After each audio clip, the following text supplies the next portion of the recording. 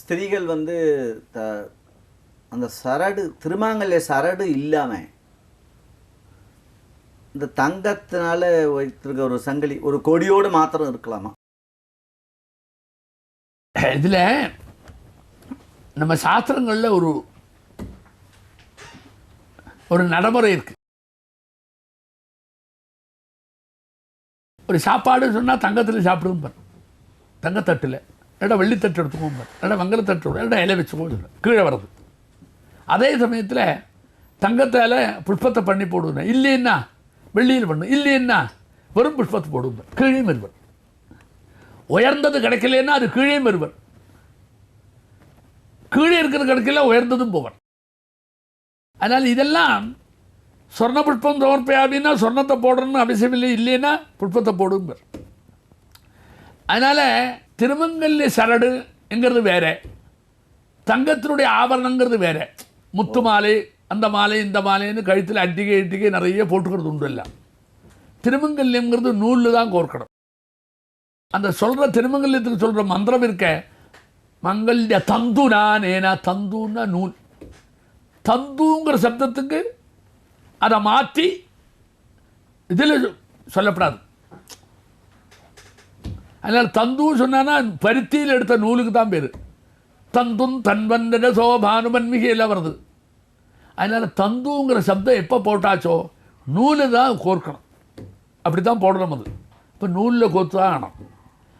இப்போது நூலை எடுத்துட்டு தங்கத்திலேயே நூலு எனக்கு எல்லாம் இருக்கேன் அதில் கோத்து விடுறேன் என்கிறது தப்பு. அது மட்டும் நூலில் தான் இருக்கணும். அப்புறம் 1000 போட்டும் கூட கரெக்டாக இருக்கும். திருமங்கல்ய சரடை மாற்றுறதுன்னு வருது, தங்கன்னா மாற்றவே வேண்டாமே, அப்படியே இருக்கலாமே. திருமங்கல்ய சரடு தந்துவாக இருக்கிறதுக்கு அடிப்படை காரணம், முதல்ல திருமங்கல்ய தாரணம்ங்கிறது நடந்தது. சாட்சாத் பரமேஸ்வரர் தன்னுடைய பார்வதிக்கு மாங்கல்ய தாரணம் பண்ணார். காமேசபத்த மாங்கல்ய சூத்திர சோபித கந்தரா, காமேசர் பத்தர் கட்டப்பட்ட மாங்கல்ய சூத்திரம் நூல், சூத்திரம்னா நூல், சூத்திர சோபித கந்தரா, அதனால் அழகான அப்படின்னு அங்கே இருக்குது. அதனால் அதே சமயத்தில் ஆதிசங்கரை வர்ணிக்கிறார். எப்படி வர்ணிக்கிறார் தெரியுமோ? கலே ரேகாஸ்திஸ்ராஹ, கழுத்தில் 3 ரேகைகள் தெரியுது. என்ன தெரியுமா? அந்த மங்கல்ய சூத்திரத்தினுடைய அடையாளம் அது. அவள்கிட்ட மங்கல்ய என்றைக்குமே போகாது, சூத்திரத்துலேருந்தா கட்டாகும். இது கட்டாகாத ஒட்டின்னு இருக்கு. அதனால் ஒட்டின்னு இருக்கிறதுனால என்றைக்கும் சிரஞ்சீவியாக இருக்கார் அந்த பரமேஸ்வரர். அப்படி கலத்தில் தெரியறது 3 ரேகைகள்ங்கிறார். அதனால் அது சூத்திரமாக இருந்தால் தான் அந்த கணவன் வந்து தீர்காயசோடு இருக்கிறதுக்கு ஆப்டாக இருக்குது. சொர்ணமாக இருந்தால் இருக்காது. ஏன்னா ஏற்கனவே சொர்ணத்தை அலங்காரம் சொல்லியாச்சு, ஆச்சாத்தியாலங்கிறதான் சொல்லியாச்சு அலங்காரத்துக்கு. அது இது அப்படி இல்லை. மம ஜீவன ஹேதுனா, என்னுடைய வாழ்க்கைக்கு காரணங்கிறார். இந்த பிள்ளை, இந்த மாப்பிள்ளை இருக்கானே, மாங்கல்ய தந்துனானேன மம ஜீவன ஹேதுனா, என்னுடைய வாழ்க்கைக்கு இதுதான் காரணம். இது இல்லைன்னா என் வாழ்க்கை அத்துப்போச்சு. கண்டே பத்ராமி சுபகே, நல்லவளே, எல்லா ஐஸ்வர்யத்தையும் உடையவளே, உன் கழுத்தில் நான் அதை அணியறேன். தொஞ்சீவ சரதாம் சதம், நீ ரொம்ப காலம் இருக்கணும், அப்போ தான் நான் இருப்பேன். நீ ரொம்ப காலம் இருக்கணும், அப்போ தான் நான் இருப்பேன். அப்படி பரஸ்பரம் ஆசீர்வாதம் பண்ணுற, வாழ்த்து சொல்கிற ரீதியில் சூத்திரம் சொல்கிறேன். அப்போ தான் கட்ட முடியும். கட்டுன்னா எப்படி முடியும்? கட்டணும்னா இது எப்படி கட்டுறது? கட்டுறதுன்னு இப்போ நூலாக இருக்கணும், ஏன்னா கட்ட முடியாது. அதனால் நூலு தான் போகணும். குழந்தைகள் என்ன பண்ணிக்கலாம் தெரியுமோ? மஞ்சள் கயிறில் அதை கட்டிவிட்டு அப்புறம் 1 2 3 4 எத்தனையோ போட்டுக்கலாமே, கழுத்து நிறைய போட்டுக்கலாமே. அது இதுலேயும் கட்டி 2ஆக்கப்படாது. அதில் என்ன குறை வருதுன்னு சொல்கிறேன்னா, அந்த அஸ்ரத்தையினாலேயும் சென்டிமெண்ட்டாக இருக்கக்கூடிய இதனாலேயும் மனசில் நெருடல் வர்றதுனால நூலிலையும் ஒன்றை கட்டிண்டு, நூல் அல்லாத தங்கத்திலையும் ஒன்றை கட்டிண்டு 2 திருமங்கல்யமாக மாற்றி 2ம் தொங்கிட்டு இருக்கிற மாதிரி அல்லோல கல்லோலங்கள்லாம் பண்ணுறது. எது வேணும் தெரியல, 2 திருமங்கல்யம் ஆகிடுறது. அவாத்தேந்து கொடுத்த ஒரு திருமங்கல்யம் இதில், சொந்தம் வீட்டில் இருக்கிற திருமங்கல்யம் இதில். அப்புறம் எல்லாத்தையும் பிடிச்சி ஒரு நாளைக்கு திருமங்கலத்தை அழித்து, அம்படையான் இருக்கிற போதே, கணவன் இருக்கிற போதே அழித்து, அது எல்லாத்தையும் கோத்து தனி இன்னொன்றில் கட்டிக்கிறது. இப்படியெல்லாம் ஒரு விளையாட்டு ஆயிடுத்து. சின்ன குழந்தைகள் விளையாடுற மாதிரி திருமங்கல்யத்தில் விளையாடுறது.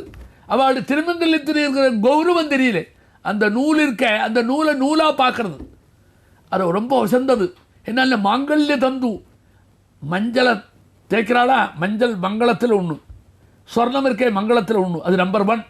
அப்போ சொர்ணமும் மஞ்சளும் கலந்து தான் 2 மங்களம். நீங்கள் சொர்ணத்திலேயே மஞ்சளை தேய்க்க முடியுமா? அதில் மஞ்சள் வேண்டாமா? இங்கே போவேல் மஞ்சளாக இருக்குமே, அது வேணும். அது அந்த 2 கலந்துருக்கணும்னு வச்சு அவர் பண்ணியிருக்கார் அவர். அப்போ அது 2 வச்சா தான் இருக்கும். நான் என்ன சொல்கிறேன், அந்த நூலை நூலாக நீங்கள் பார்க்கறதுனால தான் அதை மாற்றுறேன். அந்த திருமங்கல்யமாக பார்த்தா மாற்ற மாட்டேன் சார். நீங்கள் ஒரு தேசத்துக்கு ஒரு கொடி இருக்குது, அது வெறும் துணியில் தான் பண்ணியிருக்கு, அது கலரும் போட்டிருக்கு, துணி தானே பண்ணியிருக்கு. கிழிச்சேன்னா நீங்கள் சண்டைக்கு வருவேன். அது துணியா? அதுக்கு எங்கள் நாட்டினுடைய கௌரவம் பேர் எங்கே இருக்குது, அதில் இருக்கும் பேர். அப்போ அது வெறும் துணியாக நினைக்கிறது இல்லை. நினைக்கிறோமா? ஒரு விக்கிரகம் பண்ணியிருக்கு, மரம்னா நினைக்கிறோம், ஒரு பெயிண்ட் அடிச்சிருக்கு, பெயிண்ட்னா சொல்கிறோம், ஒரு சிலை வச்சிருக்கு, கல்லுன்னா சொல்கிறோம். அப்போ அங்கெல்லாம் ஒரு தனித்தன்மை மிளறது என்கிறதுல மைண்டில் வாங்கிட்டு உருவம் கொடுக்குற தன்மை நமக்கு இருக்க. அந்த தன்மை ஏன் இதில் வரலை? இதை நூலாக ஏன் பார்க்கறது? இது நூல் இல்லை, அது திருமங்கல்யம், மங்கள திரவியம். அப்படி பார்க்கறதுக்கு இன்னும் கற்றுக்கணும்.